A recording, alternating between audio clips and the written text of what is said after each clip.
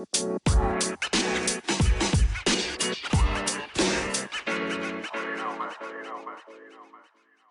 guys, welcome to another episode of the Web3 Quick Bite podcast. The podcast where you guys know we jam to the latest beats in the decentralized world and also talk to some of the brilliant minds in the industry. Today on the show, we've got an awesome guest on today's episode that I'm super excited about. But before we get right into it, I'm going to give you guys a quick rundown. Our guest has been making big blockbuster movies and TV shows for over 20 years. We're talking major hits like Transformers that captivated audiences all over. But now, it's taking on a new challenge, reinventing storytelling for the Web3 era. So I want you guys to meet Adam Martin, the co-founder of Macroverse, a Web3 startup. And together with his co-founder, Adam is building a cool interactive world where fans and creators can own and shape stories across comics, films, games, and more. Pretty awesome, right? Yeah, I know. By bringing blockchain into entertainment, Macroverse aims to unlock new possibilities for imagination and collaboration. So get pumped because we're about to dive into the future of fandom power tales. From big screen to blockchain, Adam has done it all. And he's just getting started. Hi, Adam. It's great to have you on the show today. Brilliant. Thank you so much. That was such a good introduction. That makes me sound amazing. I really appreciate it. You are amazing. I am doing that in work. So introduction has to be amazing. Well, it's very kind of you nonetheless. Much appreciated. No, I'm excited to be here. Looking forward to chatting. Awesome. So let's just get right into it. So my first question for you is, what motivated you to start Macroverse and how has the journey been so far? Yeah, really the three, the three co-founders, myself, my partner Eben Matthews, business partner Eben Matthews, and Ricky Rukavina, who's our third partner. Eben and I met, 20 years ago or something, where we had this realization that we were both making stuff for other people, and that's been my career in the entertainment industry has really been as an assistant director. So we're the people that run the sets, we organize the shows, we get, there's some creative involvement, but it's a lot of kind of organizing this, monster machine of anywhere from, kind of 100 to 500 people on any day, getting them to do what you need to make the end result, And I've had a great career and I love it. And I still really enjoy like being on set, making stuff, making interesting stuff. It's still just, I absolutely love it. And I've had the privilege of doing that with a lot of very smart people, a lot of very creative people over the years. And fundamentally, you're always making stuff for other people. And my partner Eben was in the same way. He had an agency. He was went through the Rhode Island School of Design, had an agency that was building kind of high-end interactive websites when that was a thing. A lot of UI UX on games, which is how we met Ricky Rukavina, who comes from the gaming background. But fundamentally, we realized, yes, love what we do, and we're always making stuff for other people. So why don't we start doing stuff for ourselves? So we started writing together, and then realized that, had a little bit of success, a little bit of traction with that, but also realized, writing in Hollywood involves a lot of kind of putting a lot of work into things. And then even if you sell something half the time, not even half the time, 95% of the time, that ends up sitting in somebody's hard drive not being made. And that was what led us back to comics. And we felt like, look, we both grew up with comics. We both loved reading them. Why don't we develop something that allows us to take these ideas that we have, put them out in the comics market so that people at least can enjoy them. We can see what happens. So we developed Macroverse and the app, the Tap Story app that we've is our kind of unique take on that to optimize comics for a mobile audience. And then we realized, like, wait, if we like this, then probably other people will as well. And then it just kind of grew, and we've attracted people, and we've got 50 plus creators. We got close to 1,000 episodes on the app right now, working with a bunch of great communities around the Web3 space when we kind of shifted into that. So it's been the ups and downs of building a business, as I'm sure you know, but it's been a lot of exciting stuff, but a lot of very satisfying stuff so far. Yeah, that's actually great to know. And I would also like to add that it's pretty great that you have a shared passion with your co-founders. I mean, you guys are passionate and you're building something amazing. It's like a mutual understanding of building, which is really great. It's a start of great things, really. It is really, really, really awesome. So, my second question, because you said Macroverse is focused on empowering creators and community collaboration. That's right. Yes, absolutely. That's one of our big focuses. Yes. Okay, great. So I would like to know, and my audience, I'm sure they would like to know, could you tell us more about how you enable creators to benefit from their own success? Yes. So it's a couple of things for us. And so I think, we look at every deal because my partners and I are all, we come from the creative side of things. So we try and look at every deal that we put together, every creator we end up working with as we form the company. We really approached it from the point of view of how would we feel if we were presented with this deal kind of on the other side of things. And so as long as we can answer that feeling with the answer, we would feel good about this, then that tends to be what we pursue. And obviously we know we have a business to run and we've got to make sure we're solvent and liquid and able to grow and do all those things. But fundamentally, I think because we've been on the receiving end of some really crappy deals, we don't want to do that to other creators. And the way we approach it is, I mean, we started out because we started off with our app purely in Web 2. It was just, it's up on the Android and the iOS stores right now. And that was really about finding interesting small creators and giving them access to a digital platform and hopefully be able to expose them beyond what they were already doing. And so we've definitely had some success with that. And we've had some series that have done really well with us on the app, and we've had some fun there. But then the introduction of the Web3 and kind of blockchain NFT space to that a couple of years ago, I think really opened up a whole other set of tools and opportunities for creators. So, our monetization strategy for creators has always been like, great, we've got our app, the revenue comes in, it's a subscription app. So then we split the revenue 50-50. We put half of it into a pool, and then that gets divided up amongst the creators on the platform based on readership on a kind of month-to-month basis. So, the monetization opportunities there are very direct, very transparent. We want to be very open with that. But then with the introduction of Web3 technology and specifically in the NFT space, what we've been able to do is work with just a ton of new creators and help them, help people that have aspired to write, have aspired to create things, but haven't really known how to go about it, don't really know what to do and how to pursue this, really give them the opportunity to get to pitch their work, hone an idea, get it into print, and go from there. So as an example, we're working with a project called The Wanderers right now. Had a big success with their launch a couple of years ago. They got some funding from Animoca for a game that they're developing, which is super exciting. And there'll be announcements about all that coming out kind of very, very soon. But what they wanted to do was expand their story universe. And like a lot of these projects, they were, it was a profile picture project. So they sold these really cool characters. Thousands of people own these things. And then they wanted to find ways that their community could kind of engage and expand beyond just owning these with access to a game, with access to thing. They wanted to kind of expand the universe. So they brought us in.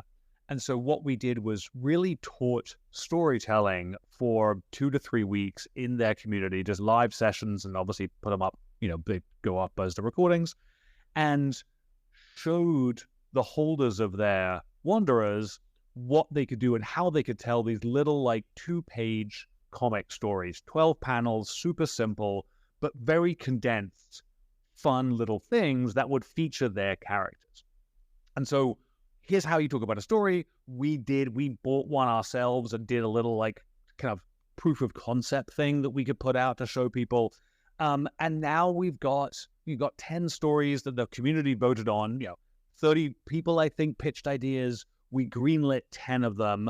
And now we've got all this, hook them up with artists. And now there's all this fantastic material coming into the platform, to their platform, and which we are then going to adapt for our platform. And there'll be NFT versions of these things. And then we're going to do a print version of these ultimately down the road. And as part of this deal, everyone who wrote these things are going to be participants in the profits from all these different iterations of revenue all these things go out in the world and revenue is generated. The people that created these things will be benefiting from that ongoingly. And that's super exciting for them. It's great for us. It's great for the project. Like, it's just a kind of win-win-win all around. And it's so exciting to see the enthusiasm and just joy that people have seeing their ideas come to life when they really never had a way into that before. It's incredibly exciting. That was a great example, really. I didn't want it to end. I just wanted to keep listening, and hearing about how the whole thing went down. But it was really, really great. And I also like I also like the way you outlined the strategies and processes in the example you shared. And then I would also like to add that I am impressed about how creators are set to earn with Macroverse. It's actually really, really impressive. I mean, in the Web3 space, creators, it's a booming industry if you ask me. But then oftentimes people don't take creators seriously in the Web2 space. And now so people from Web2 are in Web3 and are trying to do the same thing. So it's a really to hear that you are how let creators benefit from their work. It's highly impressive. Oh, thank you. It's funny. It's like it is exciting, and it is. I think you saw that. To your point, is like I think you saw it with a lot of Web3 people who got into the Web3 NFT space with these kind of from a more of a tech background, and certainly in the early days, it's happening less now. But I remember, you hear interviews with founders of different projects, and they would, in this very kind of flippant fashion, go, "Well, of course, we're going to do a comic and a TV show and a movie and a game and whatever." And I'd always just be like, "Hang on a second, you've just described like 5 years worth of work in a sentence, like it's just going to happen magically," and that's not the case. So yeah, I think the benefit of all of us having made stuff in all these different ways for this time, I think we bring just a level of understanding to that process that is really valuable, and I think people in the Web3 space really appreciate. Yeah, I'm sure they do. I'm sure they do. Thank you for all that you do. Thank you.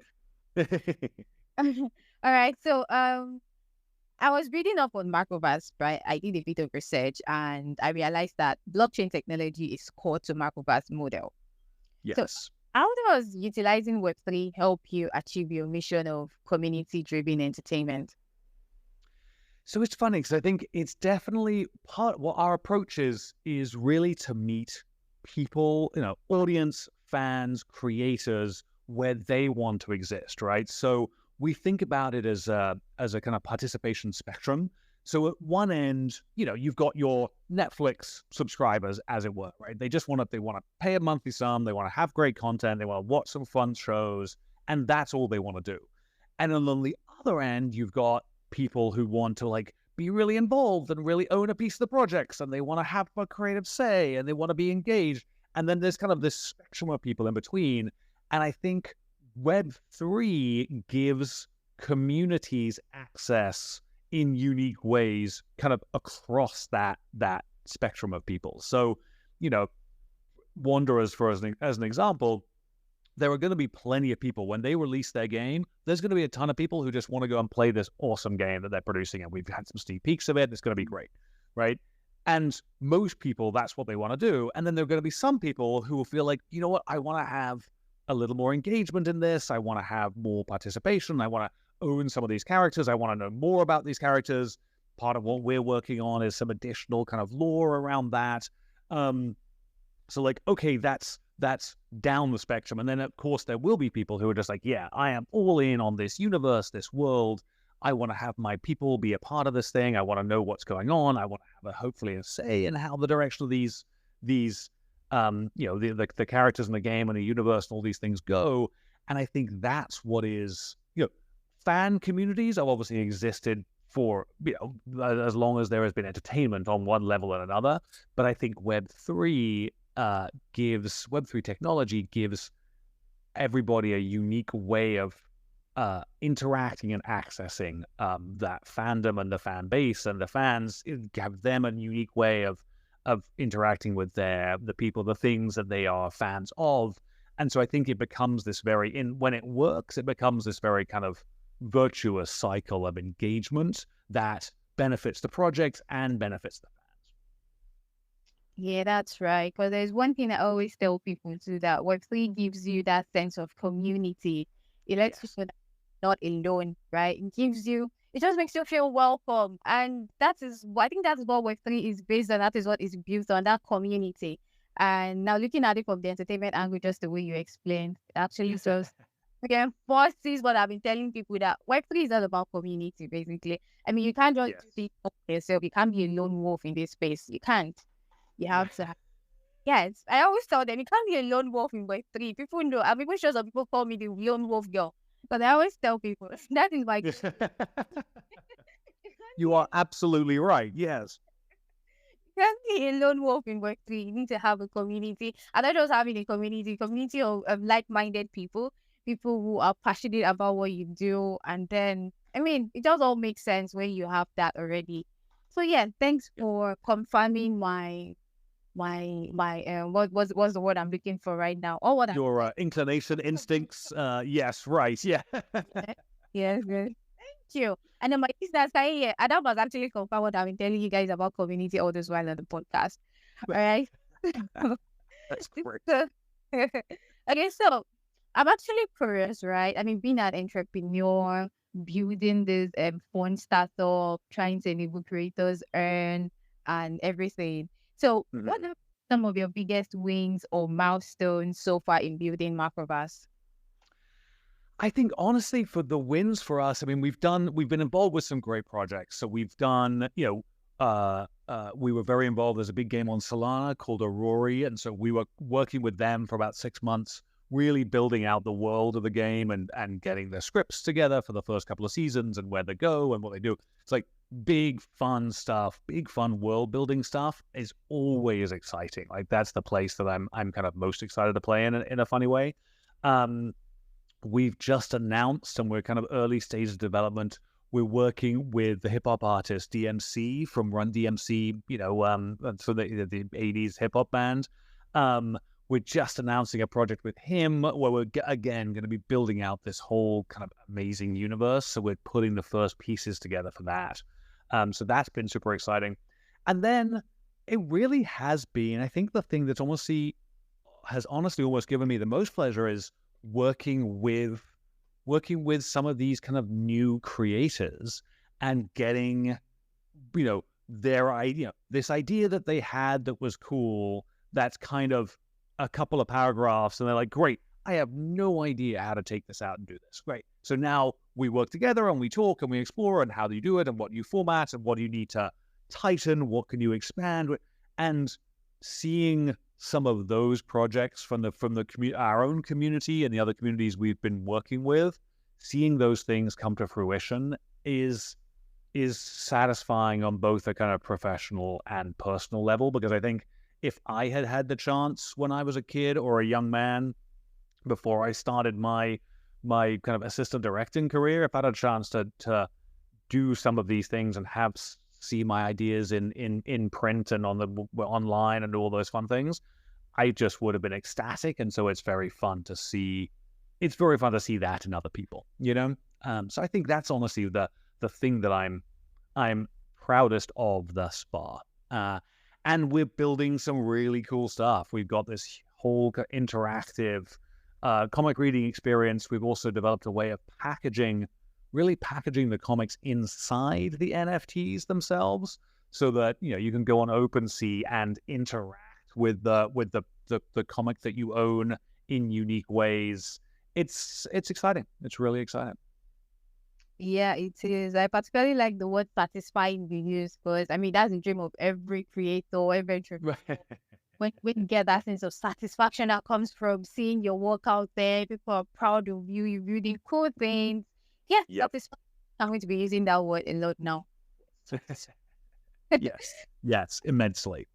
Yeah. All right. So you mentioned empowering creators, and it's not just limited to a particular country or a particular region. So it's safe to say you want to empower creators from across the globe. Yes. So How does Macroverse make entertainment production and funding more accessible and provide opportunities for international creators specifically? Yeah, I mean, it's a great question. I think it is. It's important to all of us on a personal level. Obviously, we have a very international family. So my wife is Nigerian and Panamanian. Now we live in Panama. We've got family all over the world. You know, it's it's something that's important to me to kind of, I think, help tie communities together and understand, help, ideas and creativity flow between, different countries and different regions and different mythologies and all these things. I was raised on Greek mythology, like that was my thing.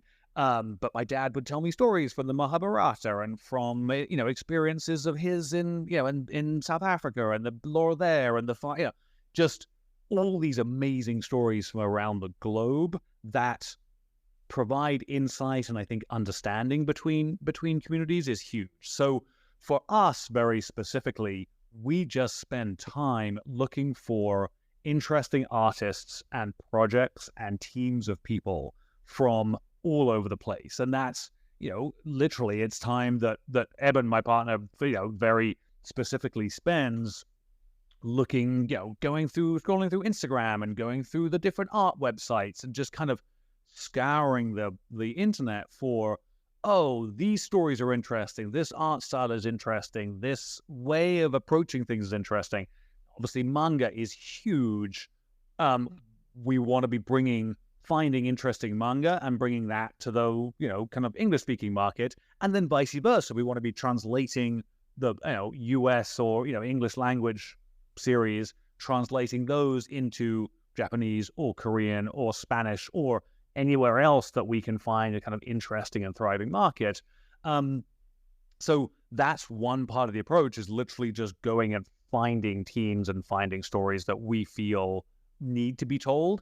And then that has led us to, we're working with people and teams in South America, Central America, Panama, Nigeria. We're working with a team out of Lagos, who's an art team, and then they've got obviously expanding stories from kind of African, Central Western African mythologies.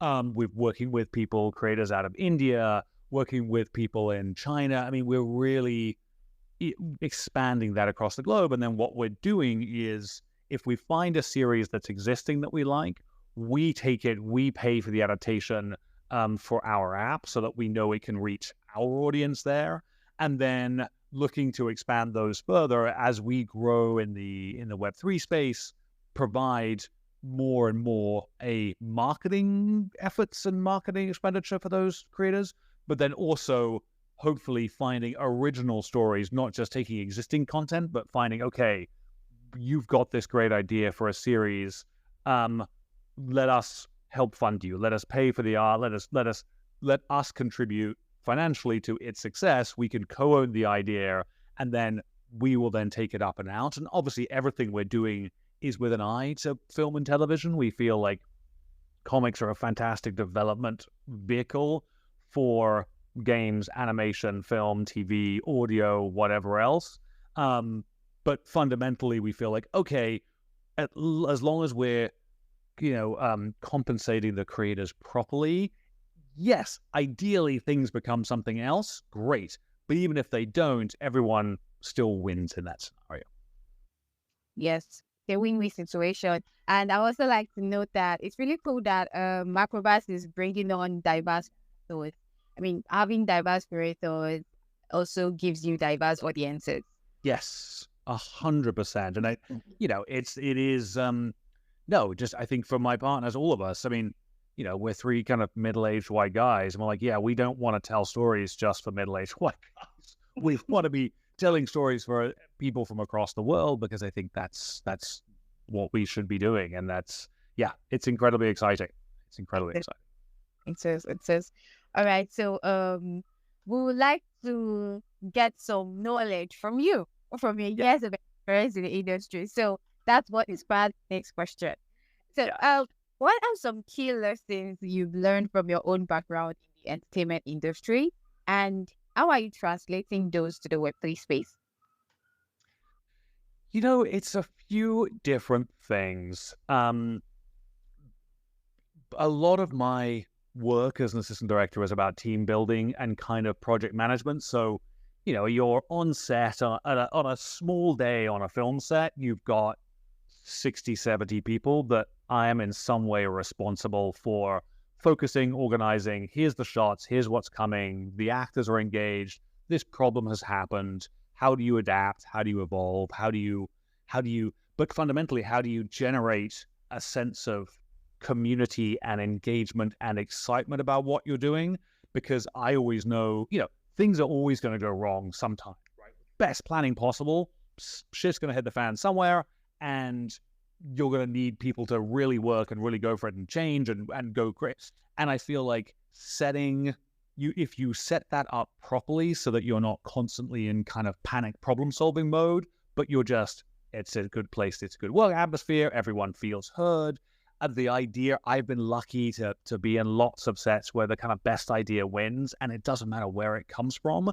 That is something that we always try and foster in our own, in our own teams, and as we're working. It's plenty of ideas that I've pitched that have ended up in stuff where I have no idea pitching, or a production assistant has done something, or it doesn't matter where. Oh, that's fun, let's do that, or let's include that. Is just that way, I think you end up getting the best project, and that way also you end up getting the best end result, and it has the double benefit of everyone feeling heard and engaged in both the process and the success of the ultimate thing. So I think that's been huge. Just fundamentally storytelling, having worked with a lot of very, very, again, having been lucky enough to work with a lot of very good storytellers, I am constantly learning as I've been working, and using that knowledge and translating that and kind of hopefully imparting that to new people has been wonderful. And then some of the negative stuff too. It's like, I've certainly seen plenty of shows, and I've had friends of mine who've, been show running mega hit things, and the studio, lack of accounting transparency, which means that there's, literally friends of mine involved with kind of $100 million lawsuits because the studio has been playing games with the revenue from the TV show that they've got. And how does this work? And I think taking the negative lessons and making sure, again, that we don't do that with people is important. And I think very genuinely, like blockchain technology and transparency around that stuff can be hugely helpful, kind of above and beyond, what we are doing. But yeah, so I think you get to benefit from both the positives of the talent and the people, the shows I've done, and then also the negatives of the bad stuff that you see. And you just try and make a mental note of, I'm not going to do that in my own world, Yeah. Actually reminds me of one time when I had a bad boss, like a terrible boss, and I made that myself that one day when I have my own startup or my own company, I won't treat people like that. I would never feel like that. I always make them feel heard. Because there was one time there was an internal role in the company, and I wanted to give it a shot. So I wasn't picked for the role yet, but I felt like I knew about it because I do most of the work for people already in that position. And so one day she just called me into her office, and she was like, she said it in like the most spiteful voice tone I've ever heard. That, and she was like, you too, you are applying for this position. What makes you think you are qualified for the role? I felt really, really bad. And I think I left the company less than 3 months after, because it wasn't heard. It felt like I was being looked down upon when I knew I could do so much more. And it really spoiled me that when I have my own company, when I have my own startup something and I'm employing people, I will never ever treat them like that. But that's, and I'm being honest, that sometimes when I'm all by myself and I'm like, did this someone actually say this thing to me? Because the part of me still feels pained, right? Because I feel like if you had given me the opportunity, that I've actually proved myself, gone above and beyond just to show that I can actually do it. But hey, it's all in the past, and I do not even pray for people to have a boss like I get. So it's great that ideas are welcome from anyone and from everyone. And then like you said, when people feel heard, they are always excited to put in all their best because they know their work and their voices matter. And I like a welcoming and inclusive environment. Yeah. Yeah. I think it's crucial. And I think it does. You also, it's obviously a lot of the time you're like, no, we're not going to do that. But there's no, you can say no and not be disparaging about someone's idea. You could not do, but it just could, but you never know when someone has that fantastic idea. That's like, oh yeah, no, that's it. That's what this thing should be. And if you're encouraging people to just speak up and have a voice, you'll discover those great ideas. Whereas if you are autocratic or spiteful, or like you were saying, that bad, terrible boss of yours who just kind of awful to you, how does that encourage her employees or their employees, sorry, to speak up and say and give their best? It just doesn't work, Doesn't at all. Well, thanks for sharing that knowledge with us. So, you mentioned something about blockchain, about how blockchain is transparent and all that. So, I like to ask you, what excites you most about the rise of creator economies and communities enabled by blockchain? And when do you see the biggest Web3 opportunities in sectors like gaming, movies, etc.? I think there's a few different things again. So like gaming to me is such an obvious space that blockchain can be a benefit to. The idea of digital ownership in games has been around for as long as there have been, certainly as long as there have been kind of any kind of interactive playability. Obviously, when your early Ataris, no, you didn't own those things. But I remember playing Doom back in the day, and you're building up your backpack full of weapons, and you have these things, and then you lose them and you get killed. Or let alone then World of Warcraft came along, and I think that revolutionized things because you had these long-term arcs where you are just constantly gathering and gold and weapons and resources and all this stuff. So those are all, there's digital ownership to all that stuff. It's just you don't actually own anything as the gamer. There's no long tail to that. And then the flip side, I think, so there was obviously the whole kind of play to earn thing that was happening in crypto, and that kind of imploded because I think that a lot of those mechanisms were pretty bad. Where I think gaming can really benefit from Web3 is the idea of play and earn. So it's not I'm not playing this game to earn money. It's no, I'm playing this game because I love this. But if I buy, I don't know, you look at Roblox, for example, it's like, great, I buy Robux and I use those Robux, and my daughter uses Robux to buy a pair of butterfly wings that she wants to play with and wear as she's running around doing this thing, right? And then she gets bored of those butterfly wings after a month. It's not that she's looking to then trade those butterfly wings to make more money. It's simply, maybe she can go in a marketplace and sell them, and she makes they cost her $3 and she sells them for $1, and that's great because she's done with them, but somebody else likes them. Well, good. That's just subsidizing this thing that she already loves to do. And that to me makes enormous sense, let alone the opportunities in gaming of, cross-platform, cross-game transfer of assets, I think could be really fun. And so, yeah, to me, gaming makes obvious sense, but there's huge reluctance within the gaming industry to embrace Web3. I think it's inevitable. I think it's going to shift there. And I think that'll actually lead the way to kind of the concept, the true embracing of digital ownership of things, I think will really kick off in gaming in unique ways. And then I think beyond that, the ability to rapidly iterate on ideas, like you were talking about earlier, the community aspect of that, I think that becomes incredibly exciting, because you've got a dedicated community for an idea. You can run things by them. You can rapidly test ideas. You can involve communities in different ways and directly involve them. Again, we're getting ready to make an announcement about kind of casting for a project from the community. And that I think is going to be enormous, because that is something that every kind of entertainment brand, company, whatever, that's what they really want. They really want an engaged community. And so I think those abilities they're not, I think, unique to Web3 in terms of the community, but I think dramatically helped by it, and certainly dramatically focused by that. So I suspect it's going to be those two things. I think the idea, the ability to kind of rapidly iterate on ideas within an engaged community, and then gaming and the kind of the idea of subsidizing gaming, one's own enjoyment of a game using Web3 tech. I think those things will really kind of prove invaluable and explode the profile of Web3 in general. Oh, that's true. Because I'm also excited about the huge opportunities in the Web3 space, especially game. Because last year, while I was working with a Web3 gaming company and I worked on a marketing strategy, it was really awesome because I could see the opportunities outlined. But even before I left, even before my contract was terminated, I could see the opportunities that was outlined for both community, for users, and even for the company itself. So I agree, there's huge opportunity in gaming, in web, like amazing opportunities. Yeah, And seriously. super curious, and I'm rooting for people who are doing awesome things in the gaming space. I'm rooting for them. Like, you guys just do your thing. Do your thing. Yeah.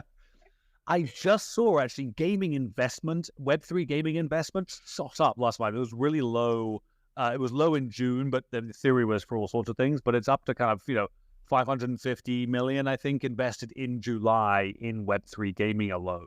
So I think there is this, inevitably there is, people are recognizing there is money and opportunity there, and that'll audience will follow that ultimately, because you'll get the big breakout game. You'll get your World of Warcraft or your Grand Theft Auto, whatever it might be, that'll just hit, and suddenly people will be like, "Oh yeah, no, this is cool. I like this," and that'll trigger it. Yeah, I'm sure we'll get so many. This is cool. I like this. So in the gaming industry, like, this is cool. I like this. This is cool. I like this. Yeah. We're getting so many users and so many community members in this space. And so now you mentioned money. So money inspired my next question. Yes. What are some of the biggest roadblocks today when it comes to compensating fans and creators fairly in entertainment? And how will Web3 models change this? And how are you addressing those challenges? Interesting. I mean, I think, we touched on a little bit of this earlier, but lack of transparency in terms of kind of residual income is huge in the entertainment industry in general. Lots of very kind of fuzzy maths and mechanics and opaque models for distributing income if a project is successful. So I think Web3 blockchain tech very specifically can help with that. I know I was talking to a lawyer actually who was down in South Africa looking at exploring ways of moving government contracts onto transparent public blockchains as a way of combating corruption, because you can very easily kind of sideline a few $100,000 to family members, as it were, if it's all very kind of murky. Whereas if it's public blockchain and every transaction is recorded on there, it gets really hard to skim off the top. And it was fascinating talking to him about that as a kind of way of applying blockchain tech to a totally different industry. Then we, certainly in the comic space, there's a lack of monetization in general. So Webtoons is the big player in the digital comic space, and they're very much like YouTube. They've got a ton of great stuff on there, but it's now really hard to get noticed. So we've started working with a few different, actually, creators who started on Webtoons and have migrated to us, simply because, they'll have 100,000 subscribers to their series and they'll have, a couple of million views, and they're making precisely zero money on that. So even with a smaller audience on our platform, they're making more on the back end. And so that's a big part of what we're doing. Our goal ultimately is to move our payments completely onto the blockchain so that we can, it's just automatically like, great, money comes in, it's recorded on a public ledger, and then it gets distributed to everybody involved automatically through their wallets without any of us being involved. And so everyone can just go in and see, oh yeah, I see this much money came into the contract. I can see this was the distributions, and we're on from there. So, that's a little way away, obviously, for us, but that's the goal, and I think that's what we're moving towards. Yeah, I mean, they always say transparency is key, and blockchain is already helping with that. So there's no complaint that, okay, I'm being paid unfairly. Everybody can see what they are earning, and then they can see that there's no, let me borrow in Nigerian slang, there's no mago mago, there's no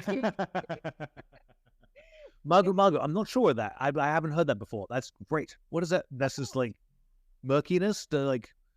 Yeah, it's like when you are saying shady dealings that there's no mago, there's nobody's hiding anything. Or when you say Oh, that's great. somebody's hiding. Okay. Yeah, so yeah. Oh, thank you. I'm gonna have to adopt that. I'm not sure. My Igbo family might be upset if I use that, but it'll be great. It'll be. All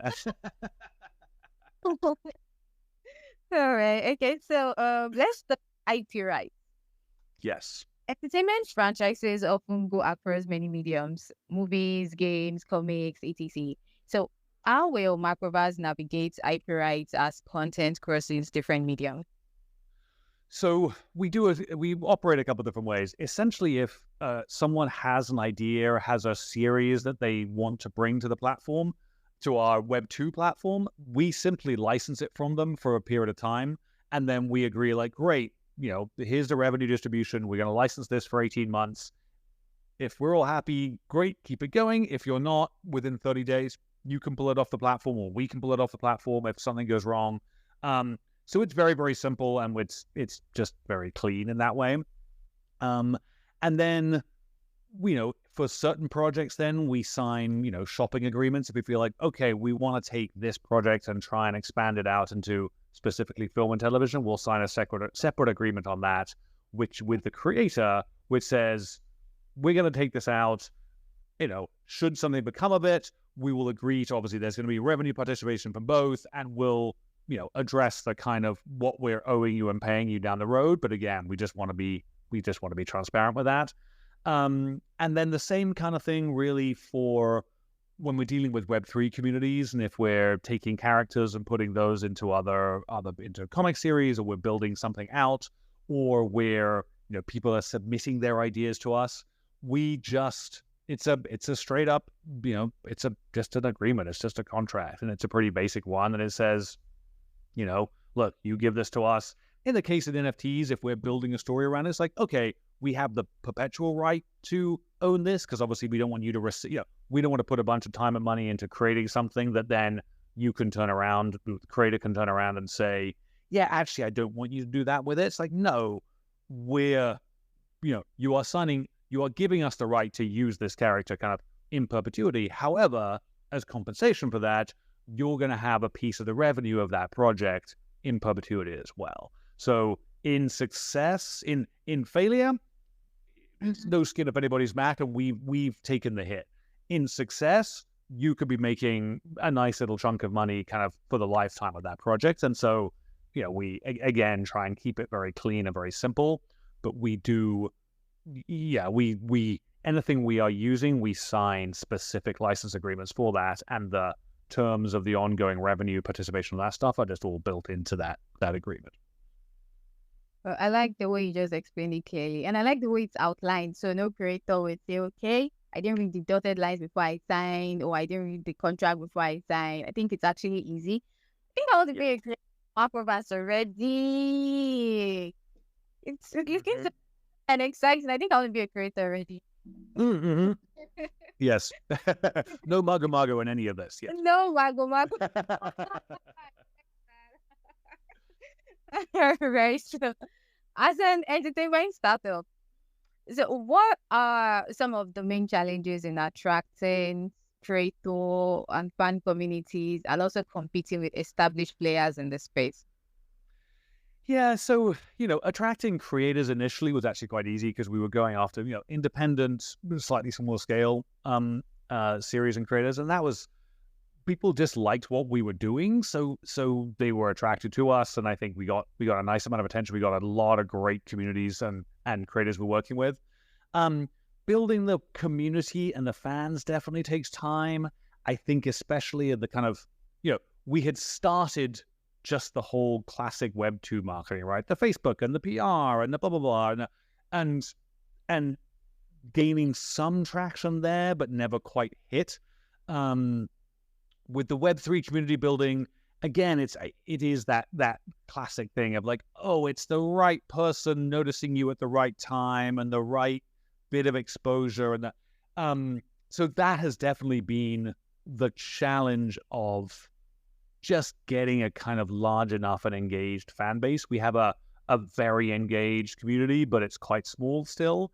However, I think the benefit of what we're doing is, because we get to work with other communities as well, it's like, okay, every time we go in and start working with other thing, we just, we took over a project called the Vogu, and we did an animated thing for that, which is great. And now we get to kind of start working with their community and do that. Now, the Wanderers is its own thing. We're pitching another couple of series with other bigger communities. So each time you do something with somebody else, it benefits that community, but it also then raises your own profile too. And so I think that's the biggest thing we've seen that helps. But it's also then, it's a bit of that chicken and egg scenario where you have to have enough of something cool so that a big community will say, oh yeah, we want you to come and play with us.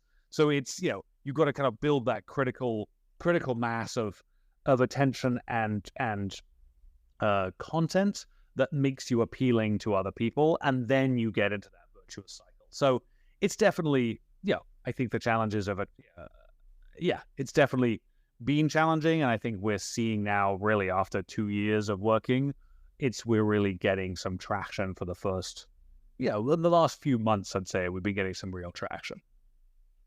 That's great. That's actually quite impressive. Thanks for sharing that. No, I'm sure anyone listening to this, or anybody listening to this, that has challenges in attracting community members and fans, and they feel like they are being intimidated by the big players. Adam has shared a couple of tips that has helped the startup. So you can still, in quote, or adapt. Hopefully.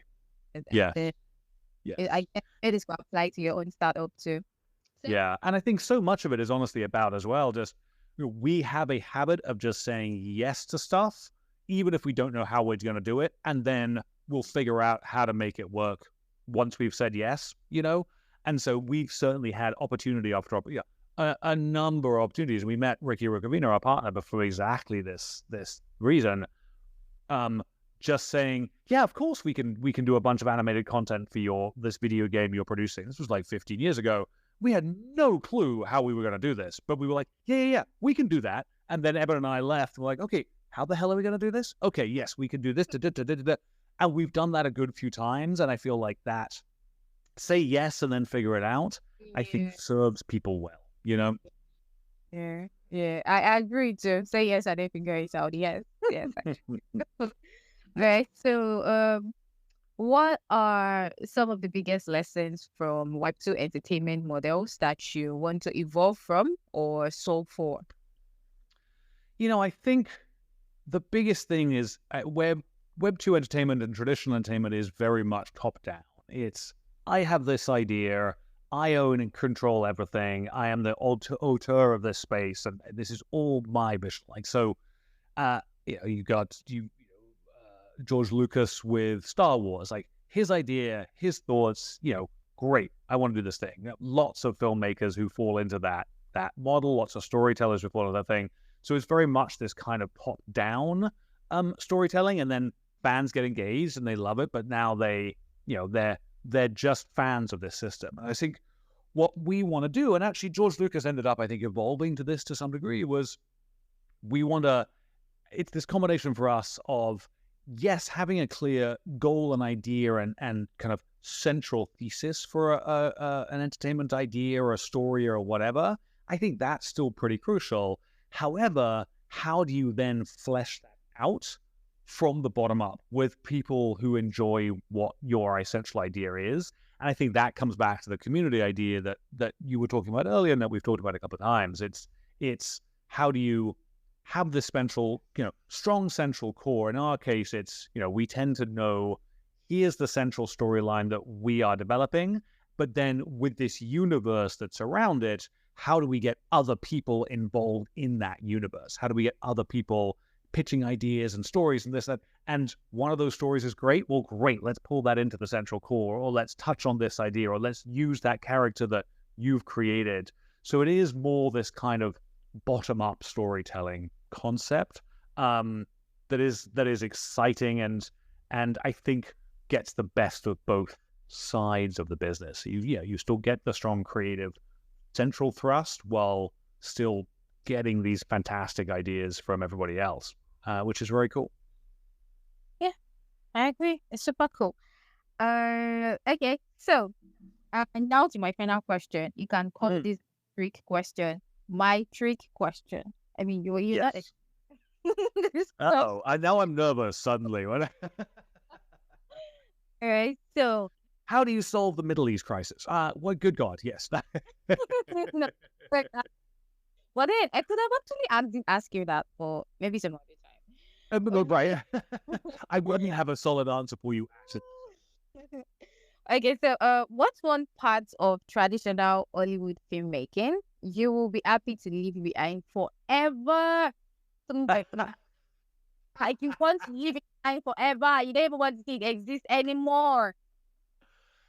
Wow. Uh, I how I guess the question is that's a great question, and the question is how kind of R-rated can I get?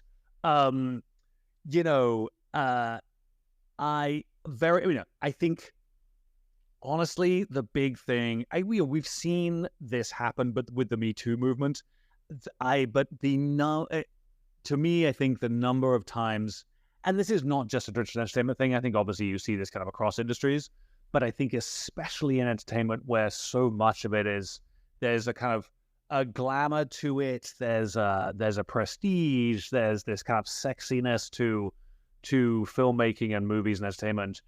And I think the ability then of people in power in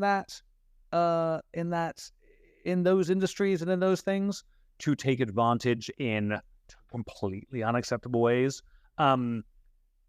I will be delighted when that is no longer the case. I think we have certainly made some strides in that direction. I think the fact that Harvey Weinstein is obviously hopefully headed to jail, and there are plenty of other, a few people I know that have been caught up in some of the Me Too stuff. I'm like, yeah, we all knew what was going on.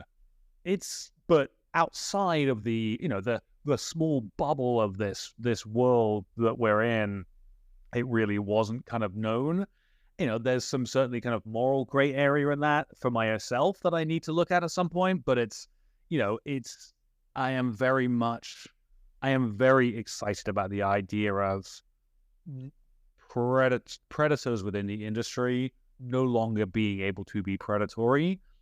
There's always some gray areas. So you talk about the kind of writers' rooms where it's you're writing an R-rated comedy and there's just a lot of kind of bawdy jokes, and it gets very kind of it can make some people uncomfortable. It's like, okay, no, that is essential to the creation of this show. That is essential to the creation of this tone that we're going for. We have to be able to do these and have these conversations and get gritty and get very kind of get crass and sexual and crude and anti-religious, and like you've got to be able to have those conversations in certain contexts. And that doesn't mean that I'm directing this movie, therefore I'm going to get the extras to sleep with me. That's just sleazy and shouldn't happen. And so I think that would be my answer. I think I'm genuinely I'm looking forward to that no longer being a problem in entertainment, and obviously, hopefully, on from there into the kind of industry and wider world. Yes. Does that answer is okay? Was that an acceptable answer? Yes. Honesty and the genuine answer I gave. I appreciate that. Thank you. And we're looking forward to the Web3 space changing all that, and then to get to have the freedom to create without looking over their shoulders or being scared that I did that.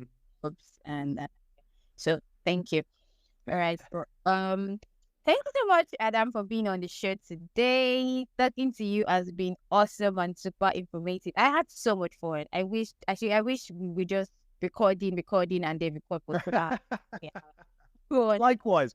No, Olabisi, thank you so much. It was such fun. I hope we didn't run crazy over. I just talked your ear off. I was like, you're like, so I hope your audience kind of finds it engaging and interesting. Oh, they will, most definitely they will. I had so much fun talking to you and learning about your startup and the entertainment industry.